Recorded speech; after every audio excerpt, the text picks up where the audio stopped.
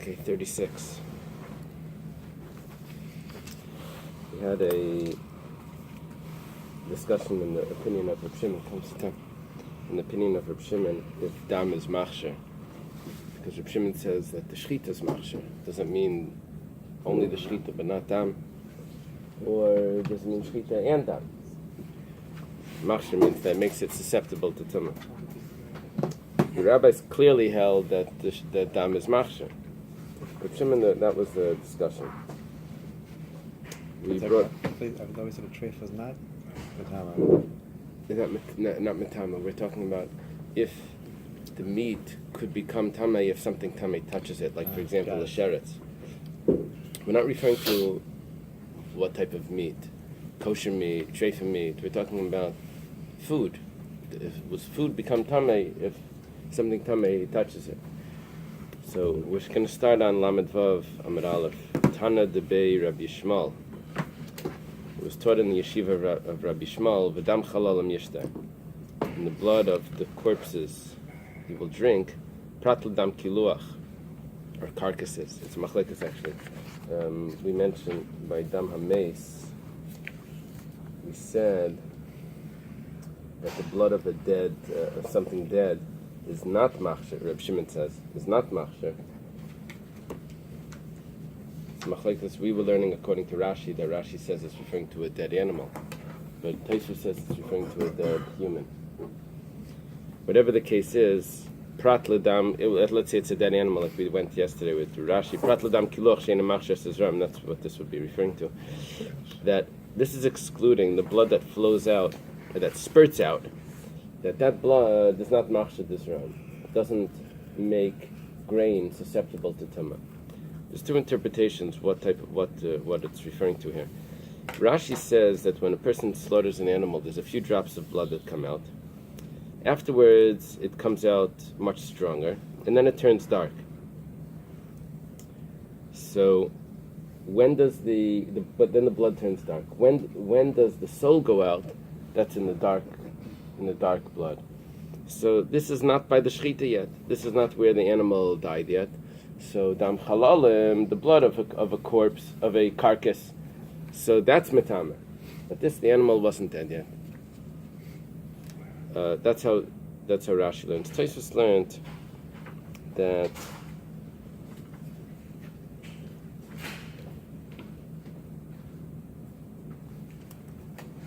the blood, that the soul does go out with this sort of blood, with the blood that spurts out. This is considered the dam nefesh, but the only thing is, the only blood that's tummy is the blood that comes out after that. So either way, it doesn't matter. This blood is not metame. It's only the blood that comes after this that would be. Not, I said metame. I mean machsher. That this blood is not considered a liquid. It's the blood that comes after this that's a liquid. Now, what is this blood itself? Is this the blood that the soul goes out in, or not? That's a discussion Rashi and Tosfos. Tana Rabbanan. Hasheichet. Someone that shechs. V'hit his dam ala dalas. And some blood spurts out on a gourd, pumpkin. And this is, it's not attached to the ground, and it's truma. If it's attached to the ground, then it doesn't become mukhsher. It has to be separated from the ground, or else everything that got rained on would be right. It had to rain sometime while it was growing, so it would be. And there would be no such thing as something that wasn't mukhsher. It means only after it's separated. So Rabbi says that hukhsher, this blood makes it susceptible to tumah. Rabbi says that no, we let it hang. Hang means that we leave it in question. Rabbi says, that chart was here, Rabbi would be a student. Okay, so Rabbi says that this gourd is susceptible to tumah. The gourd, Rashi tells us, was truma. So if it's truma and it's tamei, then it needs to be burnt. If it's not tamei, then you're not allowed to burn it. If it's tamei, then it needs to be burnt. So we don't know if it's susceptible to tumah because it got wet with blood. And Rebbe says that it's susceptible to tumah. So if a sheretz happens to come in contact with it, so it would be tummy. And according to Rabbi, it's not tummy, because or it's in doubt if it's tummy. It's unclear. So Rabbi says, who should we rely on? He says, "Bayu v'nismach al divrei Reb Shimon." Let's rely on Reb Shimon. Yesterday, before, we had Reb Shimon's opinion that says that blood is not machshir. Only the shchita is machshir. Shei Reb Shimon aimer shchita machsheres v'lei dam. Because Reb Shimon says that the shchita makes it susceptible to tumah and not the blood. Okay. So, if that's the case, Reb Shimon holds that the shchita is not machshir. That means it's not susceptible to tumah. Rabbi clearly argues. Rabbi says it is susceptible to tumah. Reb Chia says that it's unclear. So if I can have two against one, I would add up Reb Chia, who says that it's possibly not susceptible to tumah, together with Reb Shimon, who says it's clearly not susceptible to tumah. And that would be 2 against 1. On the other hand, though, I could do Reb Chia and Rabbi. Rabbi says that it is susceptible. Reb Chia says it possibly is. Or you could just cut it up, give it to a dog, and totally get yourself confused. Never mind. That's a law for a treifa. Here we're talking about.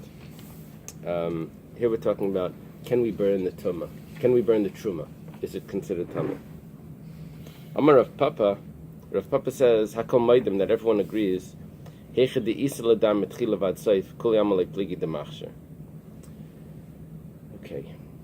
If you remember before, we had a discussion. Where's the shchita? Where's the critical point of shchita? Is the entire slaughtering considered shchita? Or is only the last moment of the shchita considered the shchita? So, Rav Papa says that everyone agrees. That would mean the simple way of reading this is not everyone. The machlikas between if shchita is only at the last moment, or if shchita is throughout the duration. That was a machlikas Rabbi Yochanan and Reish Lakish in the name of Levi Saba, Levi the elder. When it says Hakol Maidim, the simple way of reading this would be that Rabbi and Reb Chia that are arguing here about if this gourd is considered mukhshel l'kabel tumah because someone shechted right over it and the blood spurted out on it. So everyone would agree that if the blood was on it from the beginning till the end, beginning of the shechita till the end of the shechita, everyone would agree that it's mukhshel l'kabel tumah, that it's susceptible to tumah. Ki pligi, where's the machlekes? Rabbi and Reb Chia, b'niskanach adam ben simon l'simen. If the blood got wiped off after the first pipe was slaughtered. Rabbi Savar, yeshna l'shchita mitchila v'ad seif. Rabbi says that the shchita is throughout the duration. So even though it got wiped off, but the beginning of the shchita is also considered shchita. And therefore the blood of the shchita makes it susceptible to tumah. V'hai dam shchita, and this is dam shchita, and dam shchita is mukhsher, according to Rabbi, according to the Rabbanan. Reb Chia savar enol l'shchita el b'seif. Reb Chia holds that the shchita is only at the end. V'hai dam makahu, and this is the blood of a wound, which that's what he would consider the beginning of the shchita. So basically what we just did over here is we divided up Rabbi and Reb Chia to go along with another machlokes of is the shchita only at the beginning or only at the end, or is the shchita throughout the duration? But regard to this case, according to Rabbi, if he wiped off the blood, then the case doesn't exist because there was no blood to be machshir the gourd. So that's an important point. That once it becomes wet, even if you wipe it off, it stays machshir. It doesn't have to be wet at the time of contact. If it gets wet once. No, but what had to get wet was the gourd. Right. So the gourd got wet. Then it got wiped off. And then they wiped it off? Then they wiped it off. Oh, I thought they wiped it off before they got wet. No, so then they wiped it off. The blood is not making it tummy. The blood is making it susceptible to tumah. Yeah. Then it touches something else. So, but the question is this blood of a wound or is this blood of shchita? Now, I had a difficulty with this Gemara, which I'll share with you. The Gemara doesn't tell me when did the blood spurt out, which that's what I would have liked it to say. I would have liked it to say, when did it get wet? Did it get wet at the beginning or did it get wet at the end? It doesn't say that. It says that it got wet at the beginning. And then it got, or then, was it there throughout the Shechita? So he wiped it off. Oh, he wiped it off. If it was there throughout the Shechita, Nobody would argue. then everyone agrees that it's Mochshel Kabel Tumah. So what's bothering me is that the blood is coming from the beginning of the Shechita. What's the difference if it's wiped off at a certain point? If I'm discussing when the Shechita takes place, at the beginning or the end, then I need to know when the blood came on it, not how long the blood was on it. The whole time I'm dealing with blood that came at the beginning. That means it's the beginning of the Shechita. If I hold the end of the Shechita is the Shechita, what do I care if the blood remained on it the whole time? That wasn't the blood of the Shechita, that was the blood of the... It seems to me like this isn't about the blood making it susceptible to tummy. It's when is the animal dead that it becomes susceptible to tummy. Is it when it happens to Shechita that is dead? Or it's when the blood starts spurting, okay, well, the animal without blood is going to be dead. Because when it comes to the fruits and vegetables, it's when did it get disconnected from its source? Okay. Right? The rainwater itself doesn't make it tummy, like you said before. As long as it's connected to its source, it's Right. fine. So the blood itself doesn't make it tummy. The blood is just a symbol Makes of it susceptible. when is it dead, and then now it's become susceptible to tumah. No, but what we're discussing here is which blood is considered a liquid. Right. So we said it's, according to everyone, the blood at the end is considered a liquid. And our Gemara says, well, if the blood came on it originally and it stayed on it throughout the Shechita, so then everyone would agree that it's susceptible to Tumah because the Shechita is at the end. Right. I'm just asking that the blood didn't come from the end. The blood came from the beginning. We're just saying that you didn't wipe it off. It doesn't mean it's the end blood. Unless I'm going to translate this differently, that the blood is spurting on it the whole time. That's what the Gemara means. That you didn't wipe it off means that you didn't move it away from the spurt of blood. Then it makes sense, but it doesn't say that exactly. But the blood is the blood itself that's spurted onto the body what makes it tumah, or is it the fact that it was bleeding that makes it susceptible to tummy? No, it's the blood. The blood is, I need liquid. One of the liquids is blood. Right. So, but it has to be a specific type of blood. If you shecht the animal and you carefully hold the neck so that all the blood spills out, and none of it touches the body, or even better, you put a protective wrapping on the... Somehow you can okay? do that. Now you're telling me the chicken is not susceptible? That was our Mishnah. Our Mishnah said we shechted when there was no blood. We said you can eat it biyadayim mesayavos, but your hands are not washed. Yeah, but was that a tumah tara thing? Yeah. Because there was no blood, or was that because we're questionable whether or not it's dead if no blood No, came no, out? no. It was tumantara. Tumantara. So really, it's a real tumantara. Liquid. Is it liquid? What's Okay. Okay. Now the Gemara goes back to Rabbi and says, "Umay toilin." What does it mean, toilin? That you let it hang? That means you leave it in suspense of like what is the halacha here? We're discussing about blood that falls on a gourd from the shechita. So it says toilin hadavar ad gemar shechita. You wait till the end of the shechita. If the blood remains on it throughout the shechita, then at the end of the shechita, everyone agrees that yeshna la shechita b'seif that. What's the expression? Ein la shechita la b'seif. That shechita is only at the end. That's Rabbi's opinion. So then it's going to be machshir. It's clear that it's not spurting at it the whole time. It's clear that it's the original blood, and we're going to see, does this blood stay on it until the end? That makes it, if it's there at the end of the shechita, then it's considered blood of the shechita. So then it's machshir. Eily machshir, and it's not. So it's dependent on what's going to be a moment later at the end of the shechita. Is the blood still there, or did somehow it got wiped off? The Gemara now says, "My bav v'nesmachal de Reb Shimon." What does it mean? Come in. Let's rely on the words of Reb Shimon. Reb Shimon loy machshir, Reb Chia machshir. Reb Chia says at the end that it is machshir. Reb Shimon says that blood is not machshir. It doesn't make it. Blood doesn't make something susceptible. He says only the shechita makes it susceptible to tumah. The blood itself is nothing. So by the shechita, I understand I have shchita, so it makes it susceptible to tumah. But now I'm not talking about an animal. I'm talking about the gourd. The gourd, the only way it could be susceptible to tumah is if the blood goes on it. According to Reb Shimon, blood doesn't make No. a vegetable or something. No, that was one of the ways of learning Reb Shimon. It was unclear if that's Reb Shimon Shita, but that was one of the ways. Reb Shimon says the shchita makes it susceptible. Actual animal, I understand. Yeah. So then the blood- Gemara He discussed. doesn't agree that blood is one of the 7 liquids? That was that possibly. That was one of the options here, because what we said was when Reb Shimon says the shchita, does he mean shchita and not blood, or does he mean also shchita? So if it's shchita and not blood, then Reb Shimon holds not blood. So,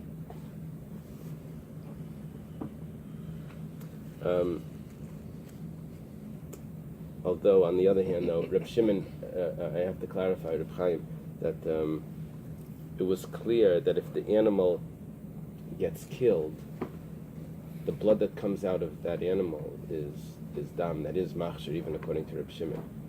It's only blood of shchita that's not, for some reason, based on the psukim. Okay, so there will be still a 7th liquid of blood, Just but not by shchita. Okay, so b'niskanach miyu shavu lahadadi. You have to take out the aleph. When it's wiped off, then they hold the same thing. Marlei machshir. This one says if it's wiped off before the end of the shchita. So Rabbi says that it's not machshir l'kabel tumah. Marlei machshir. Reb Shimon, of course, says it's not machshir l'kabel tumah. Habali Rabbi Chad. Rabbi's the only one that says that the blood makes it susceptible. Vein dvar shalacha b'makom shnayim. So we don't have the words of one in the place of two. The majority here would be Reb Chia and Reb Shimon versus Rabbi. The two, Reb Chia and Reb Shimon, would hold that if it's wiped off, the blood isn't machshir l'kabel tumah. The gourd is not machshir, it's not susceptible to tumah. And although they have different reasons, Reb Shimon's reason is that blood is not machshir, and Reb Chia's reason would be that this isn't the right blood. So, but nevertheless, in the halacha they would agree. So that would be considered a majority. Okay, Ravashi translates the words toilin slightly different. Who was the first opinion that said toilin? My toilin, that was the stomach of the Talmud. Maybe it's Rav Papa, because he was the one that spoke before. He said, what is toilin? Toilin was, you wait until the end of the shechita to see if it's still on. Ravashi says, toilin la'olam mashma. Toilin means that you have to wait forever. It means we'll never get an answer to this. It can never be burnt, this truma, this gourd, because we don't know the rule. Reb Chia doesn't know what the halach is. We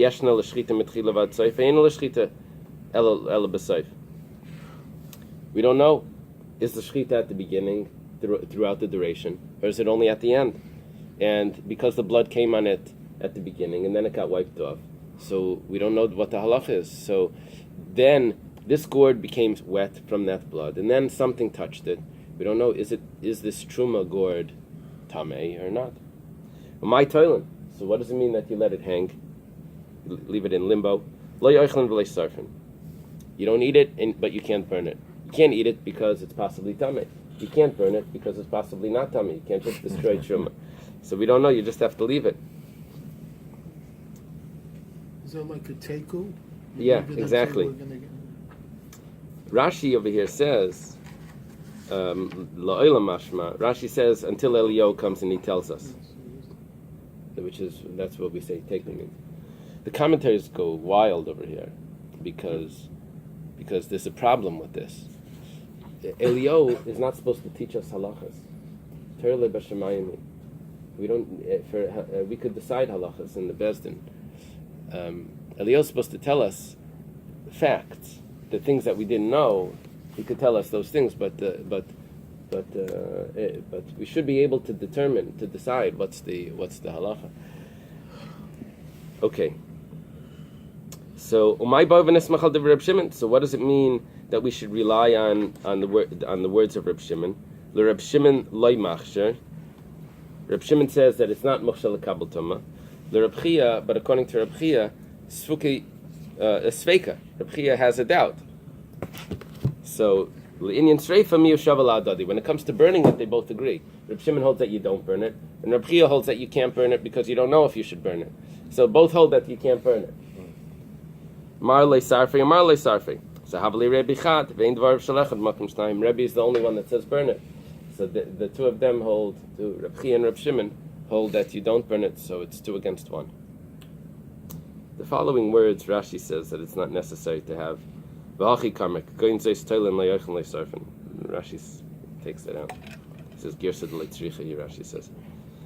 And what it means to say is that such a case, you leave it, you don't eat it, and you don't burn it. So it remains forever in a state of tumah, Right. forever. Yeah. So anyone who touches it now has naga from it. Well, 2,000 years later. well, not necessarily, because it becomes a rishon, which can't make a person tamei, and it can't make vessels tamei. So only food that would come in contact with it, which that should be easy to, you put it in a container and then no food would come in contact with it. The container won't be tamei. So,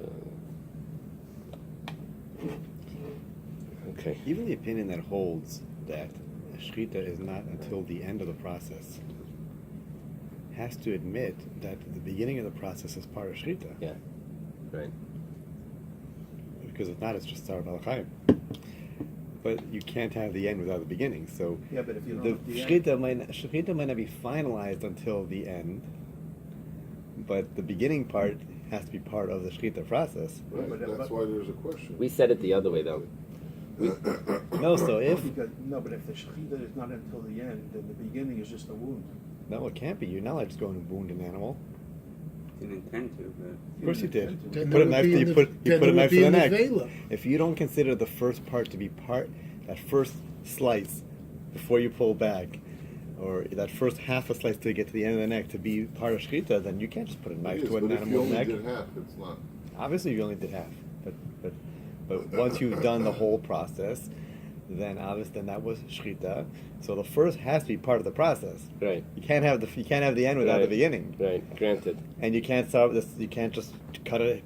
You can't just paint a chicken for no reason. Tzar Right. b'alachayim.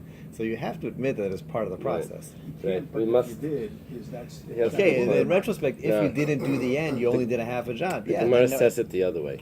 The Gemara says that if the shechita doesn't actualize it, you don't finish the Right, shechita, right. then everyone would hold that the beginning was nothing. Right, exactly. There was no That's for shechita sure. there. Even the one that holds shechita is throughout the duration. That's what I thought. When I read Toiling, that was the first thing that came to my mind. To see Toiling, if he we finishes need to the see if he shechita. finishes the shechita. Uh-huh. That However, was what I thought. I just off the bat, I would say to answer Avram Noson's question that we have to say that there's shechita, or else, look, you have to shecht both pipes on an animal.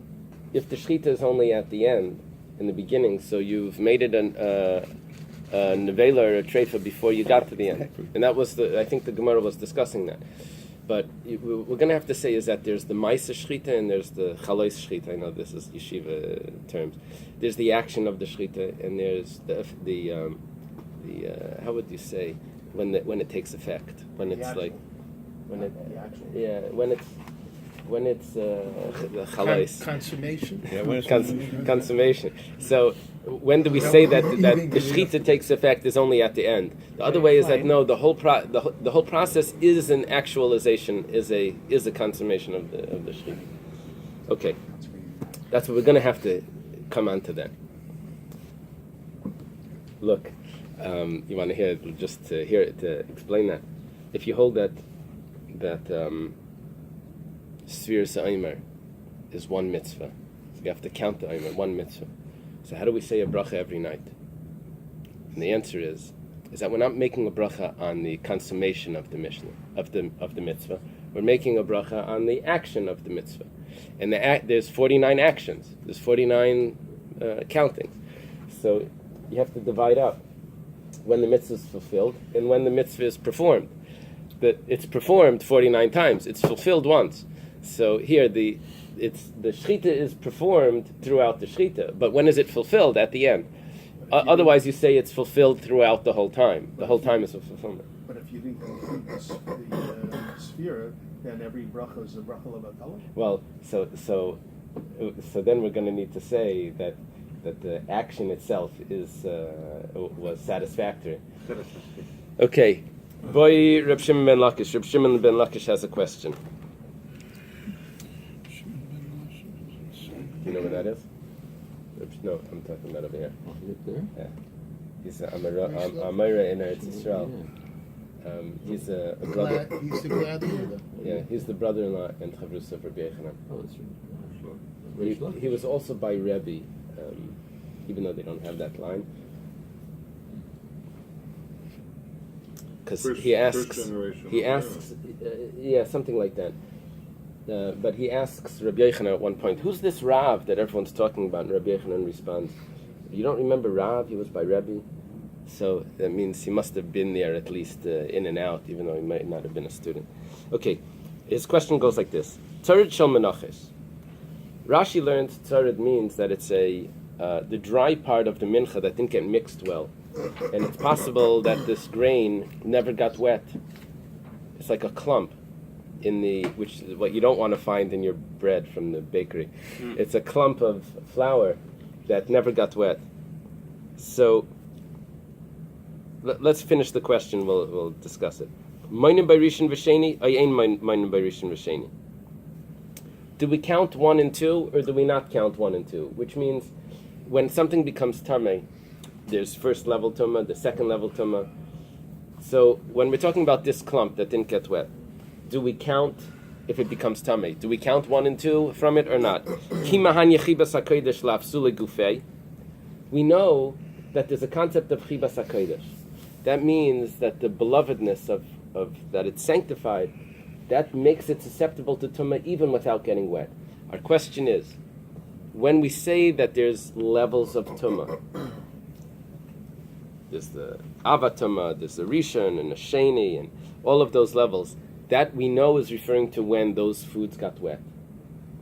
Here we're saying that this becomes susceptible to tumah without getting wet. Does this have the same halachas? In other words, does this go into the category of getting wet, even though it didn't get wet? Or do we say that this is a different category? Holy, sanctified foods doesn't need to get wet.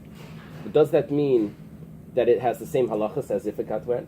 It doesn't mean that it becomes tummy without getting wet and it doesn't go into that kind of... Ask it about a lump. Why don't you just say a dry mincha? Why do you have to go like this? If you just want to know if Chibas HaKodesh considers it susceptible to tumah, you don't have to go for a lump.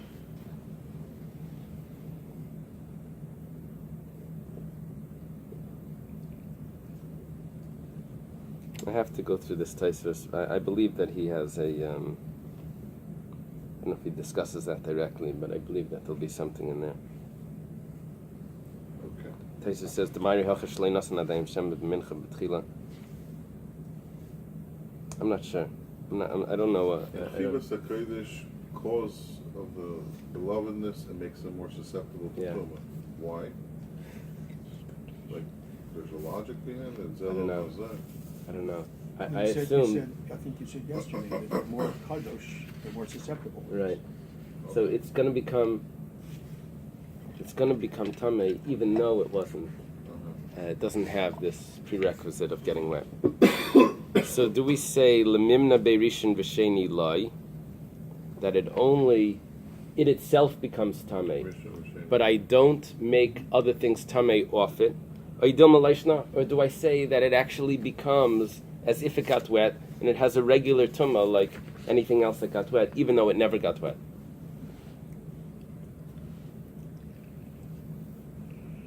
I'll give you an example for this.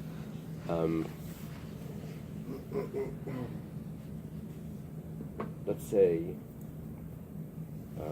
arla, the fruits of a tree of the first 3 years. So in the land of Israel, that's biblical law.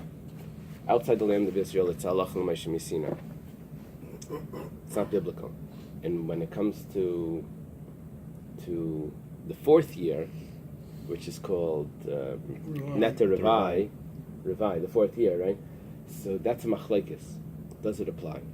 So does it apply to the law, to the fruits outside the land of Israel? So Reb Chaim Brisker, he has this discussion. He explains, when we said that that it's halacha l'Moshe Sinai, did we say that the halacha l'Moshe Sinai takes Arla of Chutz La'aretz and gives it the status of Arla in Eretz Yisrael, and therefore just like in Eretz Yisrael you have the fourth year, then you have the fourth year? Or do we say that it's an independent law and it only is for that, and it doesn't have the fourth year on it? And with that he explains this machlekes. What's the pshat halacha l'Moshe Sinai? Is it independent, or does it put it into that stand? That's the question over here, Reish Lakish's question. Do we say that Chibas HaKodesh puts it into the status of that it got wet, and then it has all the halachas? Or do we say Chibas HaKodesh is its own tumah? It itself becomes tamei, but it doesn't make anything else tamei. It doesn't go into the categories of other laws. Okay. Amar Rabbi Lazar. Rabbi Lazar says Rabbi Lazar was the one that took over Reish Lakish after he passed away to learn with Rabbi Yochanan. His name is Rabbi Lazar ben Padas. Whenever the Gemara says Rabbi Lazar, it's always Rabbi Lazar ben Padas. Rabbi Lazar says, Tashma, come and listen. Mikola oichal asher yeyachal, from all food that it will eat. Oichal abba b'mayim, and the Bais says on this, food that comes in contact with water. Huchsher, that becomes susceptible. Oichal shein abba b'mayim loy huchsher. But food that doesn't come in contact with water does not become susceptible. This should be a proof. It didn't come in contact with water. It doesn't have the halachas. The Gemara says, "Ati Reb Shimon ben Lakish les le'echel b'mayim." What do you think? Reb Shimon ben Lakish doesn't know the pasuk. He asked the question anyway. Reb Shimon ben Lakish hachikami b'ayli. His question was different. Chibas hakodesh ka'echel b'mayim dami. Is chibas hakodesh like the food that goes into water? Eily, or is it not? Or does it have its own status? The Gemara explains. Rabbi Lazar nami miyisuri kroi kamar. We're going back. We're explaining what Rabbi Lazar means. What did Rabbi Lazar mean to say? He wasn't quoting him the pasuk. Rabbi Lazar knows the pasuk. Reb Shimon ben Lakish knows the pasuk. He was telling him that there's an extra word in the pasuk. It's miyasuri kroi. It's the additional word. Michti. Let's see. Ksiv chitin mayim al zera. It says if water will be placed on grain. Mikol ha'oichal asher yachal amali. What do I need from all food that will be eaten? Grain is food. Lav lamute chibas hakodesh. Is it not coming to tell me that from all food is coming to tell me that it's only food that gets wet, but not chibas hakodesh? Chibas hakodesh that doesn't get wet doesn't have these laws. The Gemara says, like, that's not what it's coming to tell me. What's Chibas HaKodesh? Chibas hakodesh is the belovedness of of what's sanctified makes it susceptible even without getting wet. The Gemara says, no. Yes, you have extra words here, and you have to fill it with something. So, but it doesn't, not necessarily is this the halacha that you're going to fill it